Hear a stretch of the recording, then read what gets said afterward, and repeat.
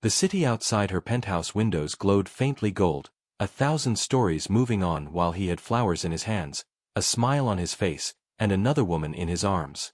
She thought it was the end, but it was really the beginning of their story. Hi, my beautiful family.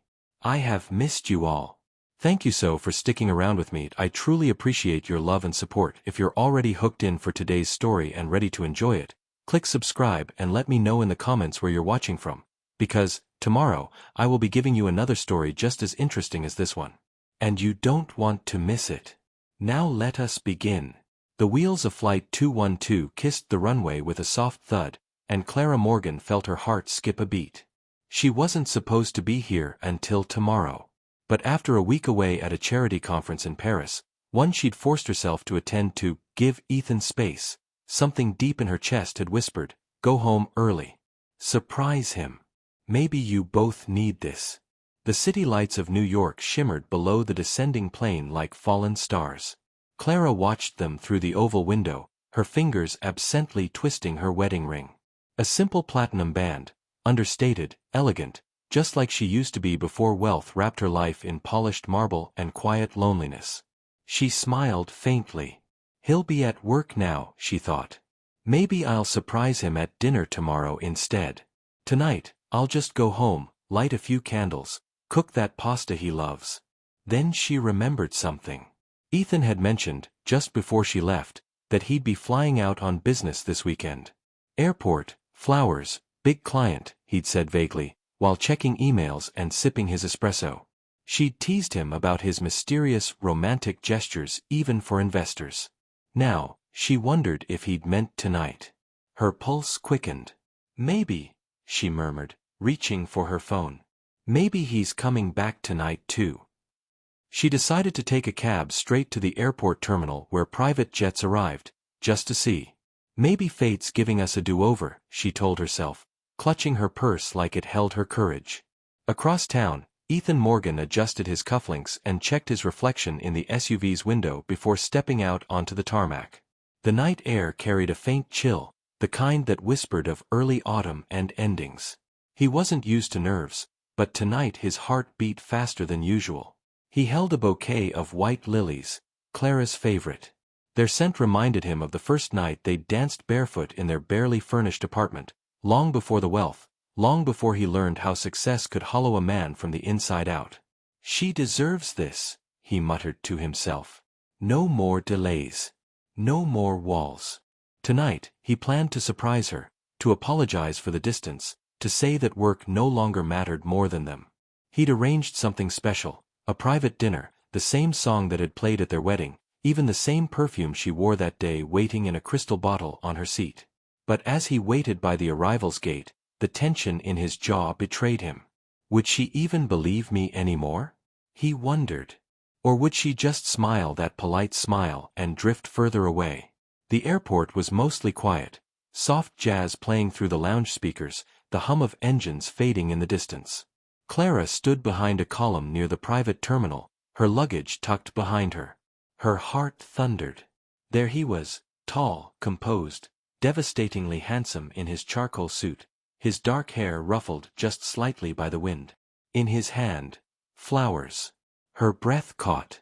He checked his watch, straightened his tie, and looked toward the arriving jet with a nervous smile she hadn't seen in years.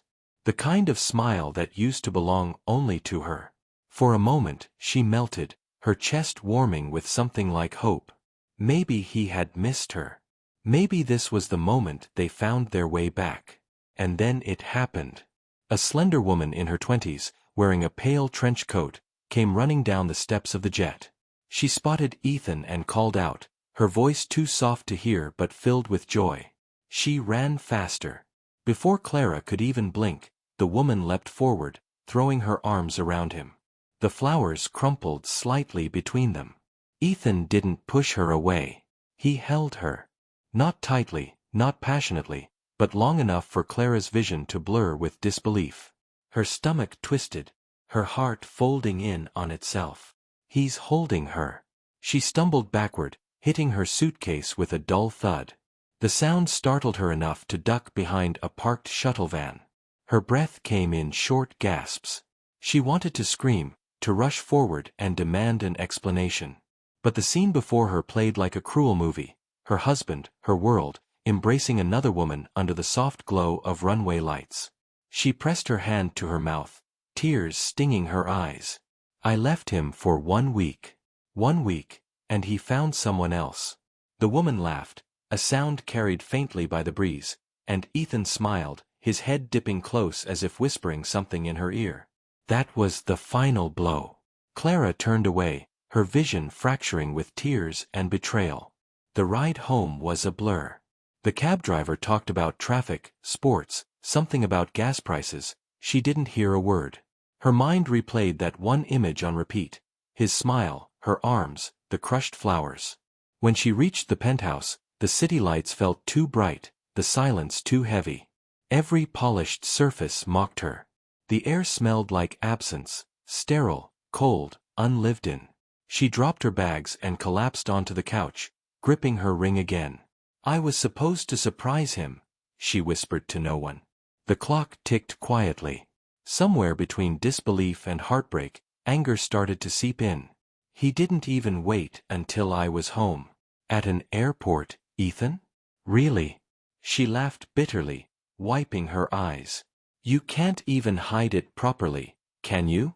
But even through the ache, something didn't add up. He'd looked nervous.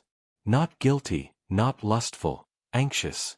Like a man waiting for something more complicated than desire. She wanted to believe that meant something. But her heart, already cracked, refused the logic her mind tried to feed it. Still, a whisper in the back of her mind refused to die. What if there's more to the story? Clara didn't sleep that night. She sat curled on the living room couch, still in her travel clothes, staring at the untouched bouquet on the dining table, last week's flowers, already withering. Hers felt frozen in place. Her phone vibrated, Ethan calling. For a long time, she just stared at the screen. Then she let it ring out. A message followed. Ethan. Hey, beautiful. Just landed. On my way home with something special. Hope your flight was easy. Can't wait to see you tomorrow. Tomorrow. Her throat tightened. He still doesn't know I came back early. She put the phone down as if it burned. The words, sweet, familiar, twisted into poison. Can't wait to see you tomorrow. Did he send that before or after the woman jumped into his arms? Her chest ached. Tears blurred her vision. She typed out a response, then deleted it. I saw you. Who was she? You liar. Delete. Delete. Delete. Finally, she threw the phone aside and whispered to herself, don't text him. Don't give him that power. But silence can be louder than words. And by morning, it screamed. Ethan woke up to a dozen unread texts, none from Clara. His driver had dropped him at the penthouse late last night, where he'd found the place empty. Her luggage wasn't there. The lights were off.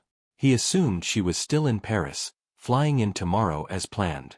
He frowned now, standing in his office suite overlooking the city skyline. The bouquet of fresh lilies, the ones he'd meant for her, sat on his desk, their scent strong but lifeless. Why hasn't she called? Then his assistant, Avery, poked her head in.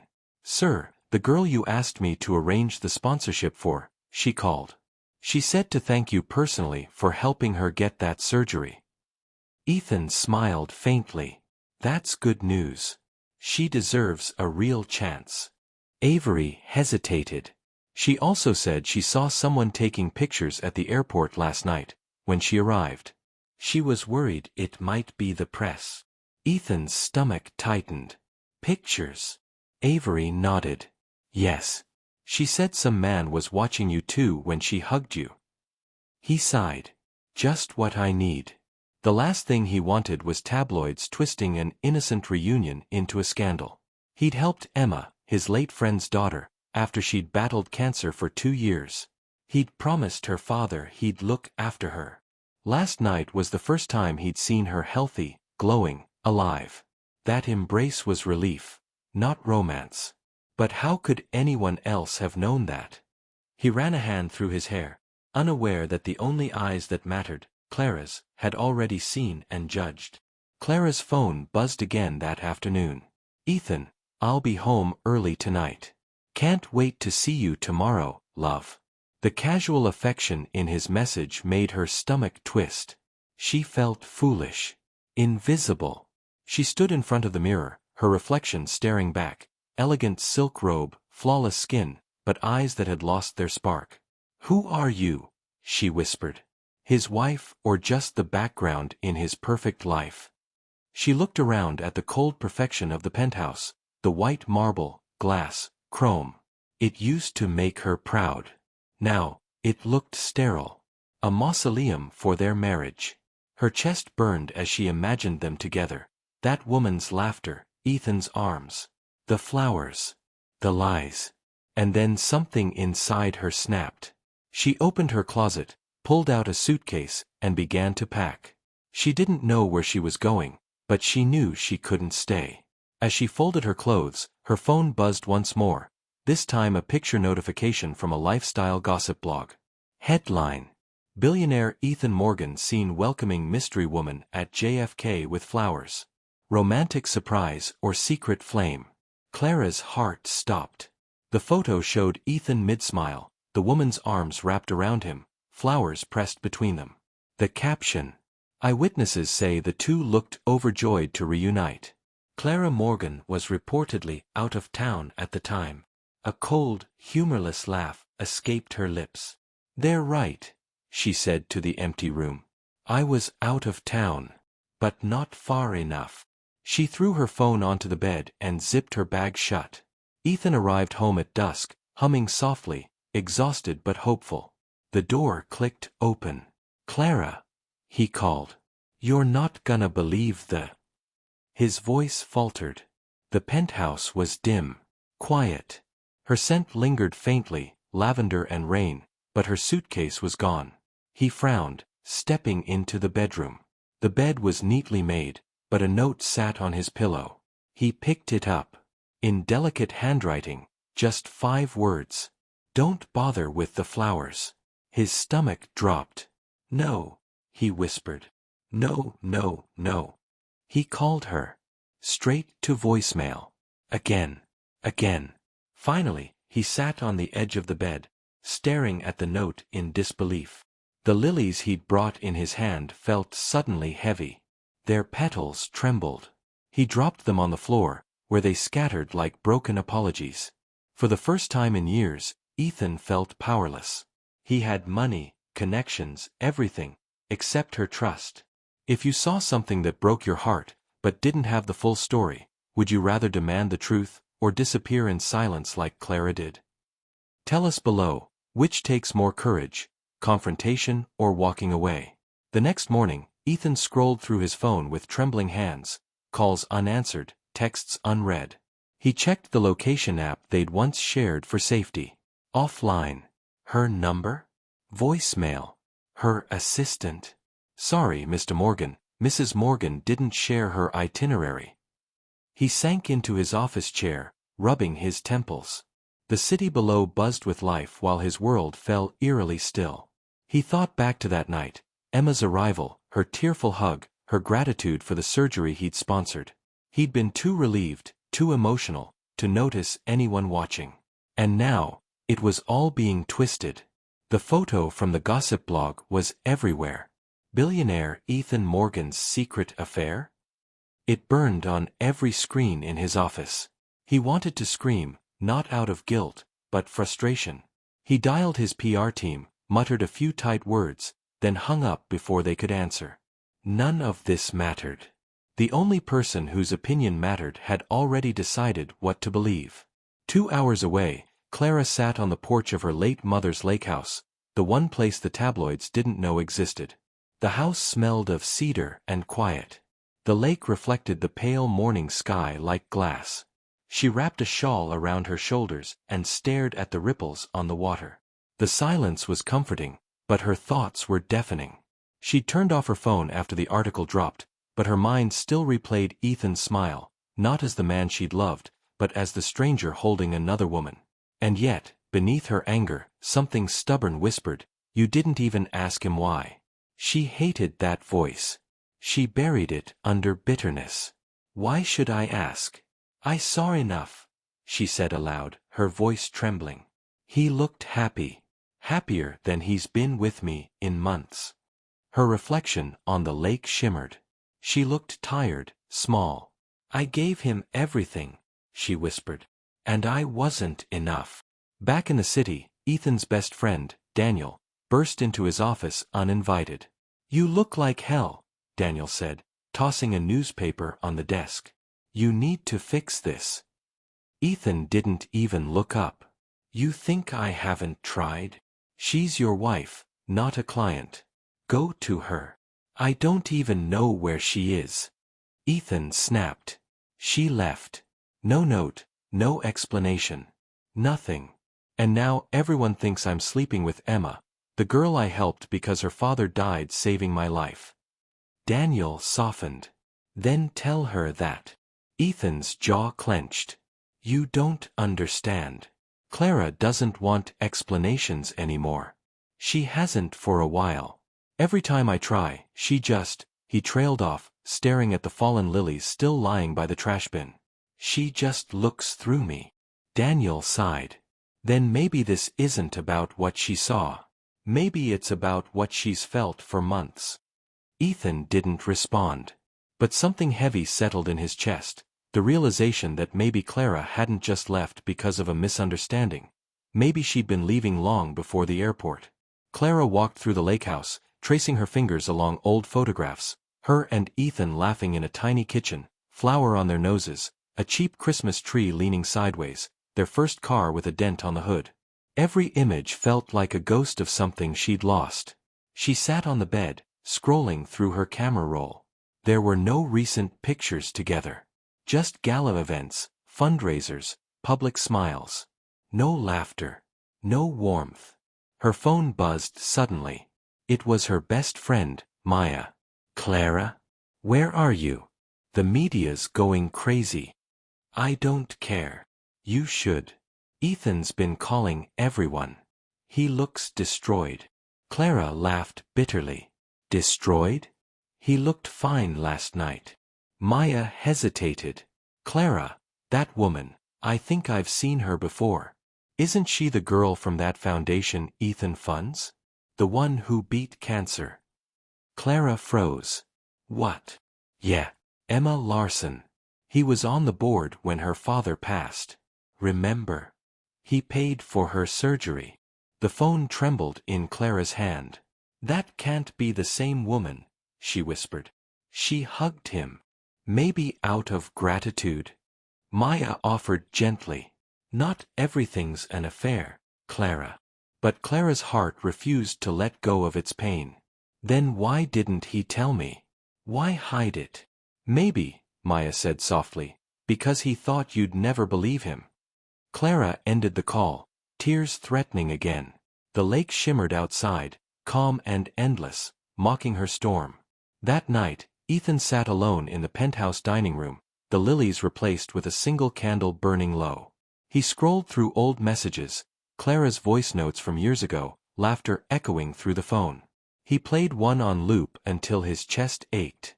You work too hard, Ethan. One day, when you look up from your laptop, I'll be gone. He whispered into the dark. You already are. He reached for his phone and typed one last message. Ethan, I don't know what you think you saw. But please, don't let that be how our story ends. Let me explain, Clara. Please. He didn't expect a reply. But far away, at the lake house, Clara sat on her porch, the same message glowing on her screen, unread, unsent, heavy with meaning. She didn't open it. She couldn't. Not yet. Because believing him meant risking her heart again. And right now, silence felt safer than hope. When trust breaks, which hurts more, the betrayal you saw, or the silence that follows? Would you read his message if you were Clara? Share what you'd do below. Your heart might choose differently than your pride. 3 days later, Clara walked into the city quietly, sunglasses hiding tired eyes. She didn't plan to stay long, just to sign the final charity documents tied to her name before disappearing again. The event was held at the Metropolitan Children's Foundation, a cause close to her heart, and ironically, one Ethan co-founded. She had planned to arrive early, sign, and slip away unnoticed. But fate had other plans. She stepped into the marble lobby, her heels echoing. Reporters flashed cameras, but she kept her head down, until she heard a familiar voice across the room. "Ladies and gentlemen, please welcome the chair of the foundation, Mr. Ethan Morgan." Her breath caught. He was there. Standing tall at the podium, the man she'd loved and hated in one breath. His suit was dark charcoal, perfectly tailored, but his eyes looked hollow. The once effortless smile he wore for cameras now looked forced. When his gaze swept across the crowd, it froze, right on her. For a brief second, neither moved. The world seemed to hush around them. Ethan's voice faltered, his next line catching in his throat. Cameras clicked faster. Clara turned away, her pulse racing, but it was too late. He had already stepped down from the stage. "Clara," he said quietly, catching up to her in the hallway. She didn't stop walking. "Not here, Ethan. Please, just 5 minutes." "You had 5 years," she shot back. "Now, all I want is peace." He grabbed her hand, not harshly, but desperately. "You think peace comes from running away?" Clara spun on him, her composure cracking. "What else should I do? Sit and watch you hold another woman like she's your world?" His jaw clenched. "You think that's what you saw?" "I saw enough." "No," he said, voice trembling. "You saw 1 second of a story that took a lifetime to happen." Her eyes flickered, confused, angry. "Then tell me. Tell me why she ran into your arms. Tell me why the world saw your smile and I didn't even recognize you." He exhaled shakily.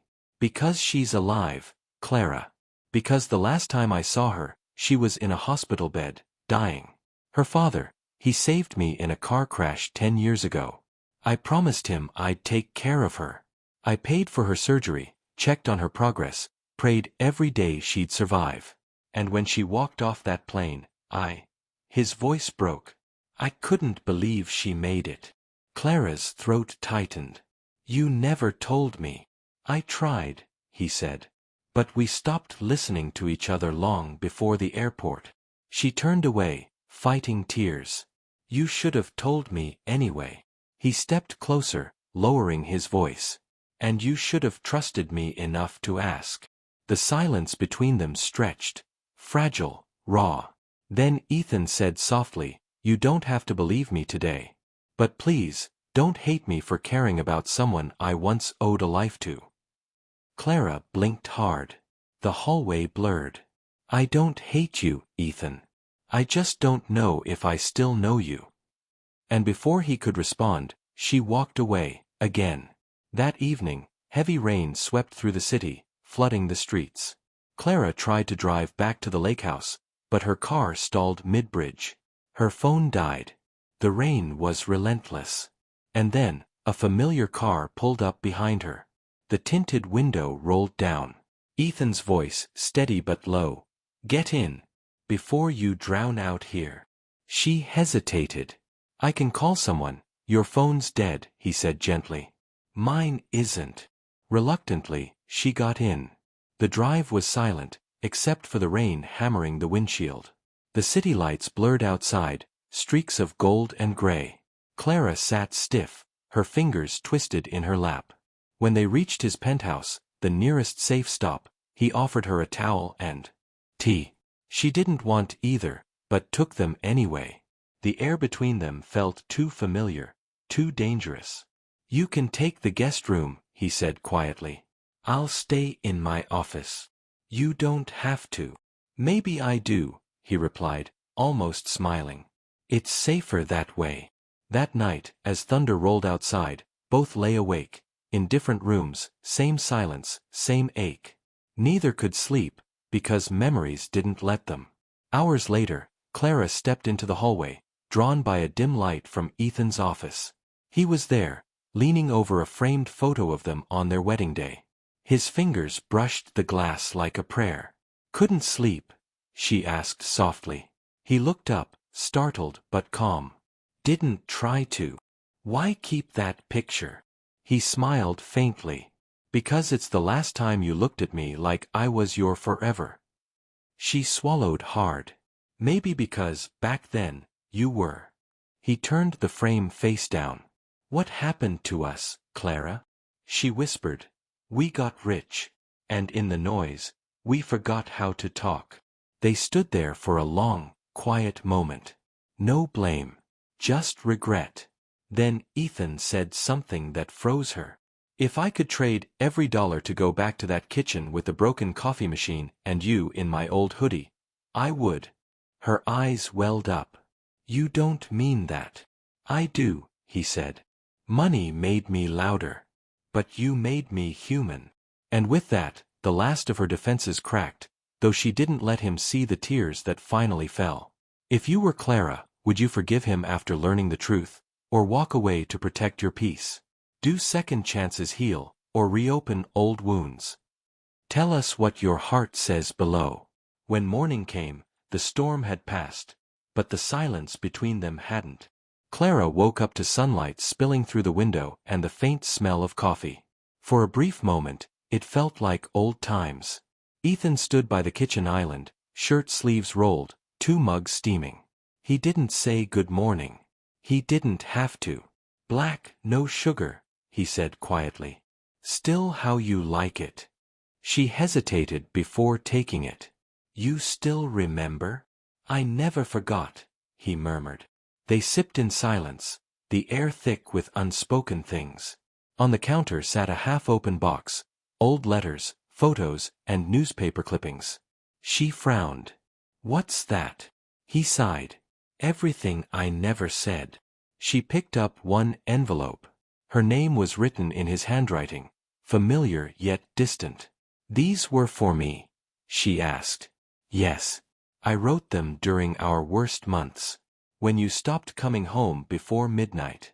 When I started leaving before sunrise. Clara's voice trembled. Why didn't you send them? Ethan looked down. Because I was a coward. I thought silence would hurt you less than the truth.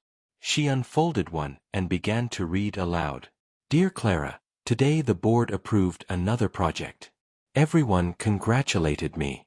But I came home, and your perfume had faded from the hall. It's strange. Success doesn't smell like anything without you. Her hands shook. You kept all this bottled up? I didn't know how to fix us, he said. You were slipping away, and I didn't have the words. Clara's eyes glistened. You could have just said you missed me. I did, he whispered. But not loud enough for you to hear. As they stood in silence, the penthouse doorbell rang. Ethan froze. She said she'd stop by today. Who? Clara asked sharply. The woman you saw at the airport. Clara's stomach dropped. You invited her here? It's not what you think. Please, just hear her. Reluctantly, Clara agreed, though every nerve screamed no. Moments later, the woman walked in, soft smile, kind eyes, a white scarf covering faint scars on her neck. Mrs. Morgan, she said gently. I'm Elise. Clara's voice was cold. I know who you are. Elise looked down. Then you must also know I owe your husband my life. He saved me after the accident. And he made sure I could walk again. That hug you saw wasn't love. It was gratitude. Clara's lips trembled. Gratitude looks a lot like affection when it's been years. Elise nodded. You're right. But it wasn't romantic. I'm engaged now. The man outside is waiting for me, the doctor who helped finish my recovery. Clara blinked, the words hitting like waves. She looked at Ethan, who just stared silently, eyes heavy with hurt and hope. Why didn't you tell me any of this sooner? She asked, voice cracking. Because, he said softly, I didn't want to sound like I was defending myself. I wanted you to come to me because you believed in me, not because I begged you to. Elise smiled faintly, walking toward the door. You two loved too loudly once, she said before leaving. Maybe now you just need to remember how to whisper again. And then she was gone. The room felt weightless. Clara's eyes moved to a framed photo on the wall, their first apartment, years ago. She touched it, and the memory crashed back. A tiny space, cracked tiles, laughter echoing as Ethan burned toast and she danced barefoot. They had nothing, yet everything. "Promise me," she had once said, "that when we have it all, we'll never forget this." "I promise," he'd replied. "And if we do, then I'll find a way to bring you back here." She turned to him now, tears sliding silently. "You did promise." "I remember," he whispered. "But I thought you'd never come back." "Neither did I," she said, voice trembling. "But seeing you with her broke something, and maybe it's what we both needed to face what's still left."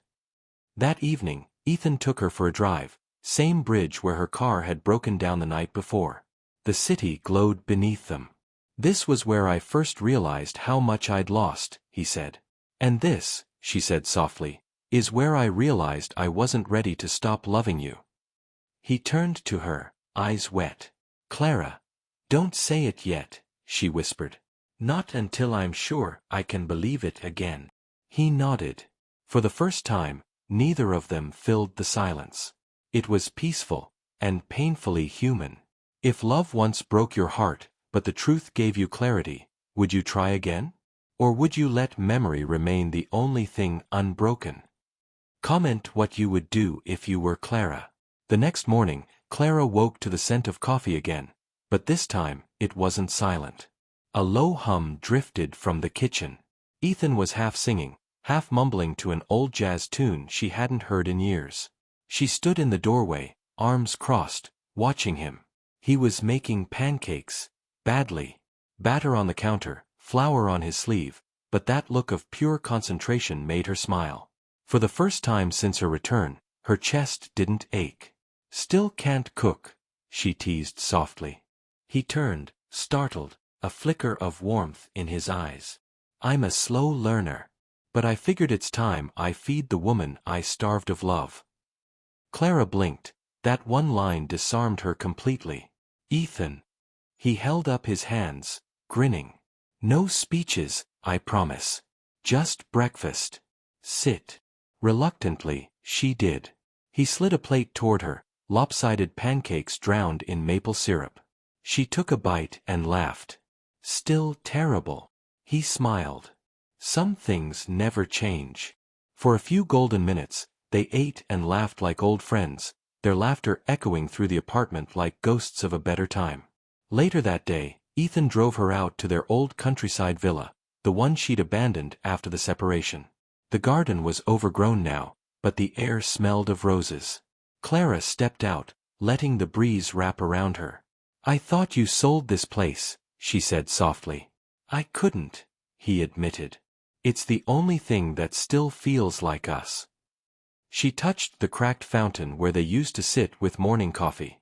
"We built this with hope," she whispered. "Then filled it with silence." He came to stand beside her. "Maybe we can fill it again. With something real this time." Clara looked at him, eyes gentle but unsure. "You think it's that easy?" "No," he said. "But I think we've been punished enough by pride." She exhaled slowly.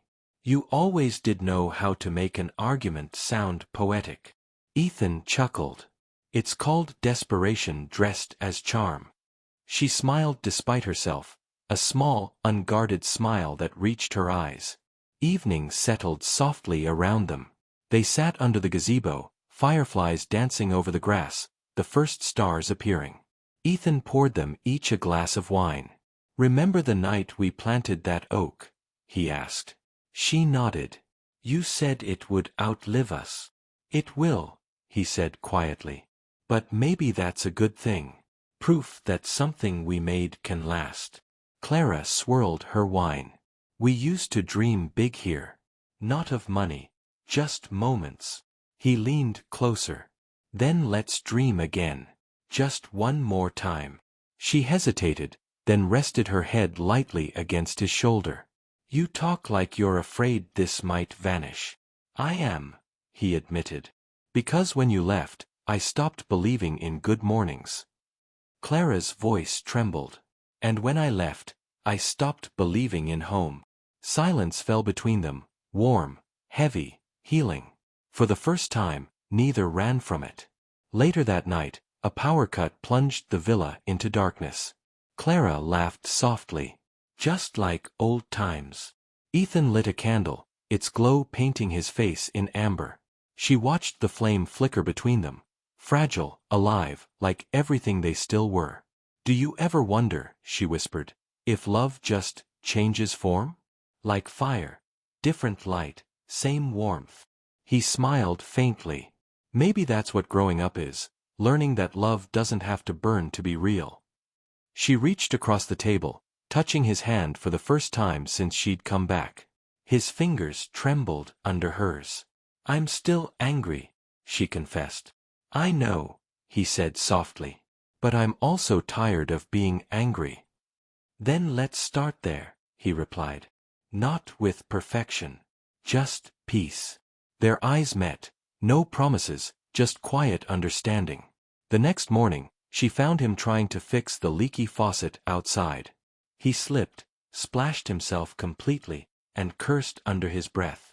Clara burst into laughter, real, bright, unguarded. He turned, dripping wet. You think that's funny? Extremely, she said, still laughing. The mighty Ethan Morgan, defeated by plumbing. He grinned, water dripping from his hair. At least it made you smile. She threw him a towel. You're ridiculous. Maybe that's what you liked about me. Her laughter faded to a soft smile. Maybe it is. Do you believe people can truly fall in love again with the same person, after everything's been broken once? Or does the scar always stay between them? Tell us your thoughts in the comments. Can love really be reborn? It had been 2 perfect weeks. Clara stayed at the villa, Ethan worked remotely. They cooked together, watched sunsets, even danced once, quietly, barefoot, to no music at all. It wasn't what they used to have. It was quieter, softer, realer. One morning, Ethan left early for a charity gala meeting in the city. He promised to be back before dinner. Clara spent the afternoon cleaning the study, a small, symbolic act of reclaiming what was once hers too. That's when she found it, the folder. Tucked behind some documents, marked private, it contained a contract renewal for Elise Grant's medical foundation, signed 3 weeks ago. Clara froze. The date was after her return.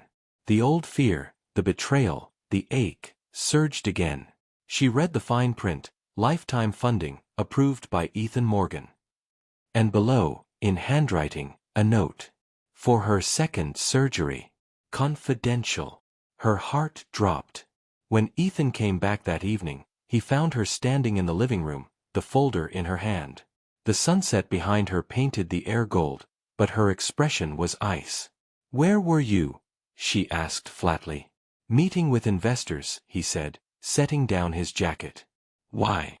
She tossed the folder onto the table. You want to try that again? He looked at it, then at her, confusion spreading. Clara, don't, she snapped. Just don't.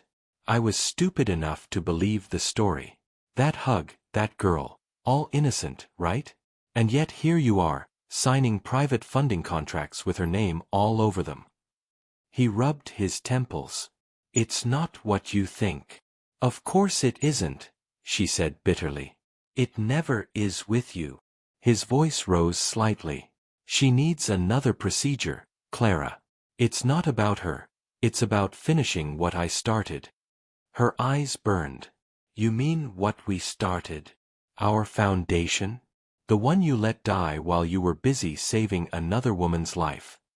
Don't do that, he said sharply. Don't turn compassion into a crime. Then why hide it? She shot back. He hesitated, and that half-second pause was all it took to break her heart again. Because hesitation, to Clara, sounded like guilt. Because, he said finally, I didn't want to risk losing you again over something you'd misunderstand. Then congratulations, she whispered, voice trembling. You just did. The storm outside rolled in as if echoing their words. Ethan's voice cracked with frustration. Clara, I've done everything I can to show you that you matter, that we matter. But if every act of kindness looks like betrayal to you, then maybe what we lost isn't trust. It's faith. Don't turn this on me, she said, tears spilling. I trusted you once. I believed in us. And every time I start to heal, you find a way to reopen the wound. He stepped closer, pain shadowing his face. Because you never really forgave me. You only paused your anger. She backed away, shaking. Maybe because every time I look at you, I see the man who taught me that love can lie beautifully. That line hit him like a blade. He stared at her, broken. Then I guess I've run out of ways to prove otherwise. She turned toward the door. Maybe it's time we stop pretending we can fix what's already buried. Clara, he said, voice breaking now. Don't walk away again. She didn't answer. The door slammed behind her, echoing louder than thunder. Hours later, Ethan sat alone in the dark, staring at the flickering candle that had burned low on the table. The villa was silent, the kind of silence that hums in your bones. He looked at the folder still lying open. He took out the pen and scribbled something beneath his old note. I did it to honor kindness, not to lose love. Then he closed it, exhaled, and whispered into the quiet. She'll never believe me again. He didn't cry, not this time. He just sat there until the candle died, and the darkness took over. Clara drove through the rain to a motel near the coast, same one they'd once stayed at after their first anniversary, when the car had broken down. Funny how life circles back to its ghosts. She sat by the window, raindrops streaking the glass. Her phone buzzed, a message from Ethan. She didn't open it. Then, another. Then, another. Finally, a voice note. His voice was quiet, tired. You once told me I give too much to the world and too little to the one person who actually needed me. You were right. But everything I've done since that day, every deal, every donation, it was just me trying to be the man you deserved. I don't know if I'll ever get that right.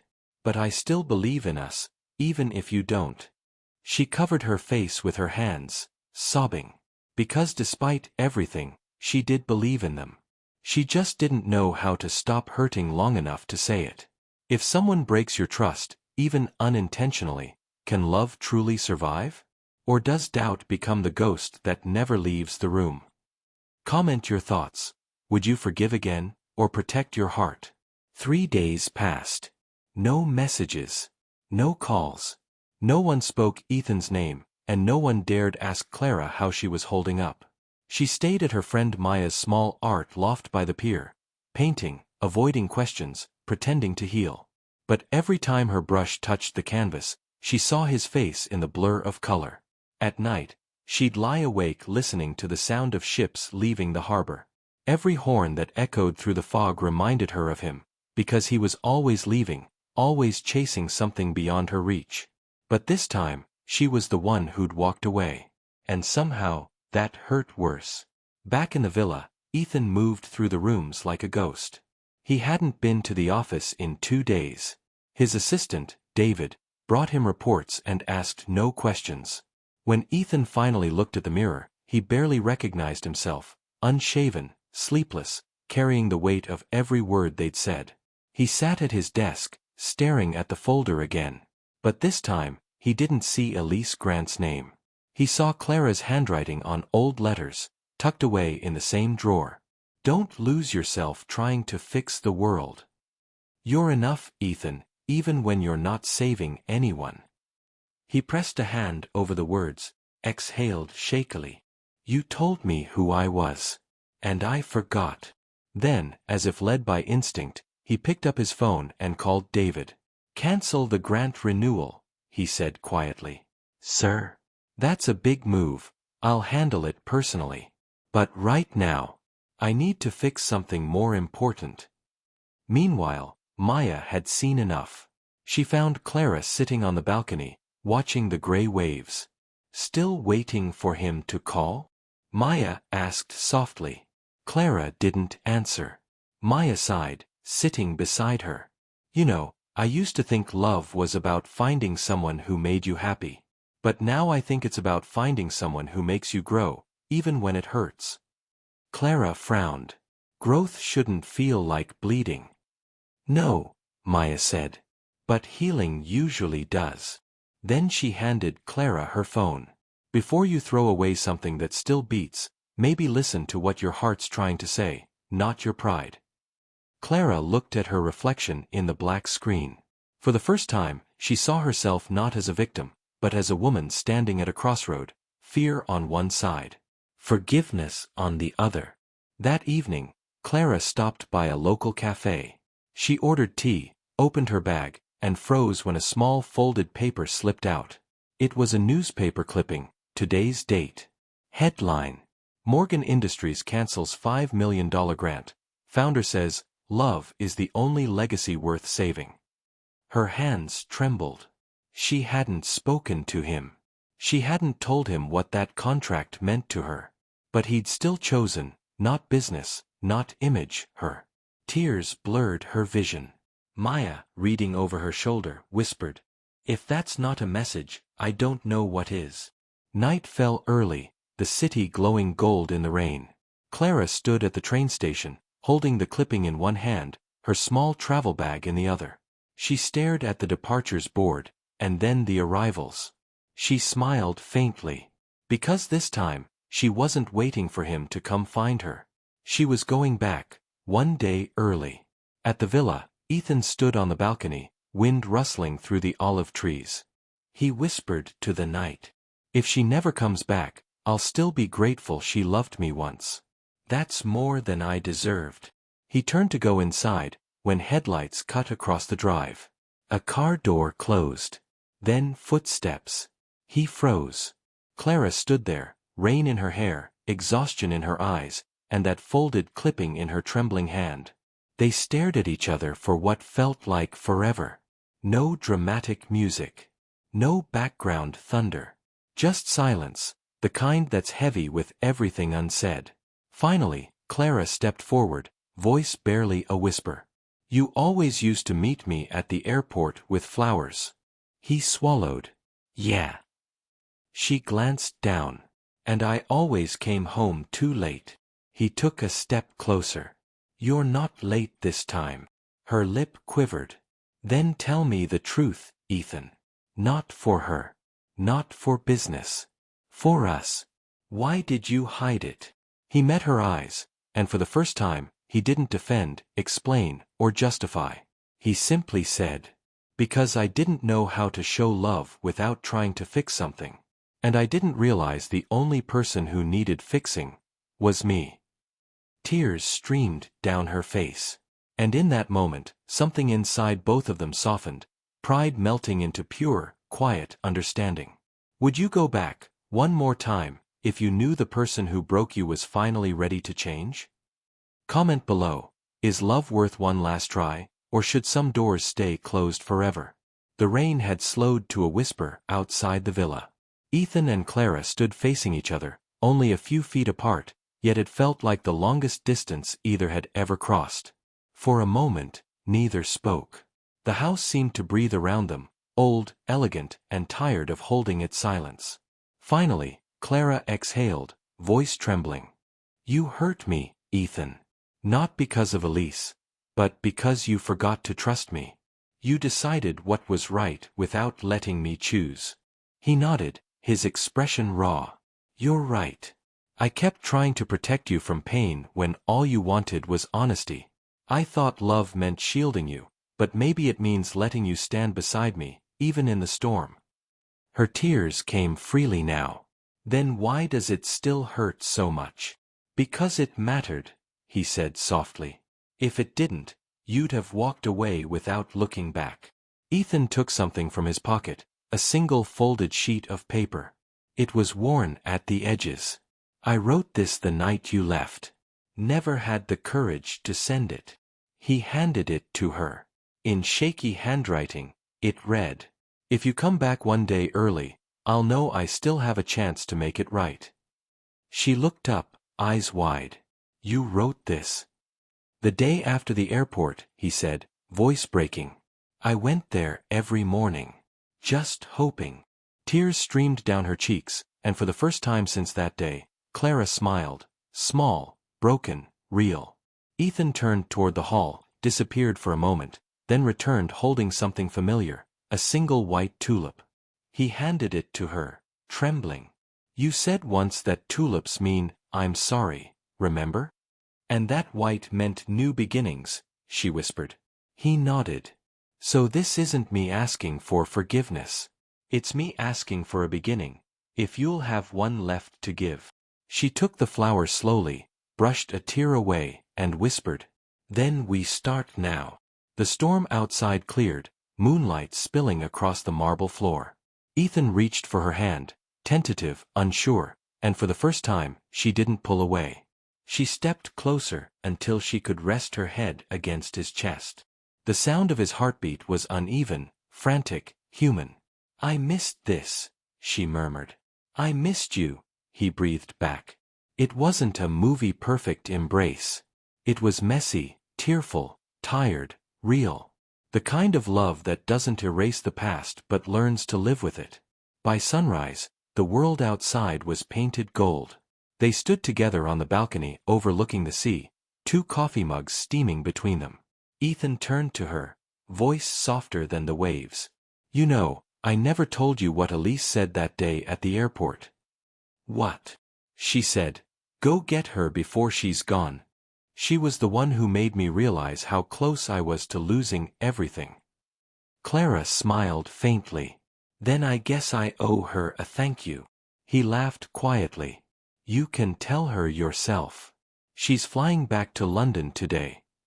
They exchanged a knowing glance, not jealousy this time, just peace. Later that afternoon, they drove to the airport together. As passengers hurried around them, Ethan turned and handed her a small bouquet of tulips, this time, pink and white. Clara blinked, laughing through her tears. Déjà vu. He smiled. No. A promise. She looked at the flowers, then at him. What's the promise? That I'll meet you here, every year, one day early, just to remind myself that love deserves effort before it's too late. She leaned in, kissed him softly, not with desperation, but with certainty. The kind of kiss that says, we made it. A year later, a news headline appeared on the Morgan Foundation website. Ethan and Clara Morgan launch Second Chances, a global initiative supporting women rebuilding their lives. The article ended with a quote from Clara. Sometimes, love doesn't start when 2 people meet. It starts when they finally choose to stay. Do you believe love can survive betrayal, or does forgiveness mean weakness? Comment your thoughts below. If you've ever given love a second chance and found peace, your story might help someone else believe again. Thank you for watching this story to the end. If you enjoyed this story, you will surely love the next one. It's as crazier and more intriguing as you can ever imagine. So do check it out. Click on the image showing on your screen right now to watch the next one.